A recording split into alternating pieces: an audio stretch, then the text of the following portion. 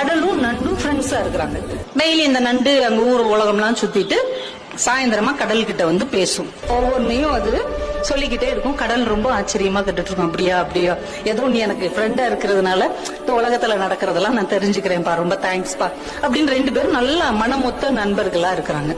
ஆனா இந்த நண்டுக்கு ஒரு குணம் என்னன்னா, அந்த கடற்கரையில அது நடந்து வரும்ல, நடக்கும்போது அந்த கடற்கரையில அதோடைய சுவடு பதியும். அது பாக்குறதுக்கு நட்சத்திரம் மாதிரி அழகா இருக்கும்.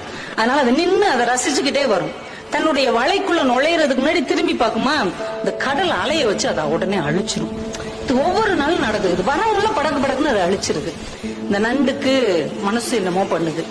நம்ம நண்பனுக்கு நம்ம மேல ஏதோ பொறாமை இருக்குதோ, அதால நடக்க முடியாது, நம்மளால நடக்க முடியுது. அந்த பொறாமையில இவன் நம்ம சூடு அழிச்சு விடுறானோ, இவன் இவங்க ஃப்ரெண்ட்ஷிப் வச்சுக்கலாமா வேணாமா, ஒரு பொறாமப்படுறவன் எல்லாம் ஒரு நண்பனான்னு மனசுக்குள்ள நினைச்சுக்கிட்டே இருக்குது.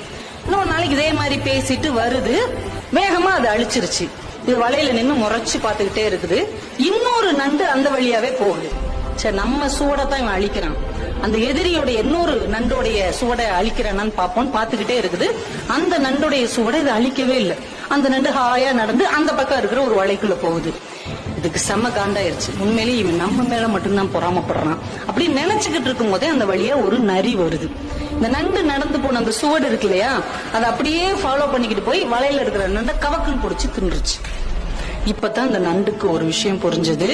தன்னுடைய நண்பன் தன் சுவடுகளை அழிக்கவில்லை, தன்னுடைய வாழ்க்கையை காப்பாற்றி இருக்கிறான் என்ற உண்மை புரிந்தது.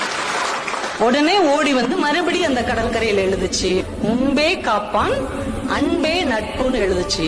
அதையும் அந்த கடல் படிச்சுட்டு உடனே அழிச்சிருச்சு. தன்னுடைய நட்பு கெட்டாலும் பரவாயில்லை, நண்பன் கெடக்கூடாது என்று யார் நினைக்கிறார்களோ அவர்கள்தான் உண்மையா.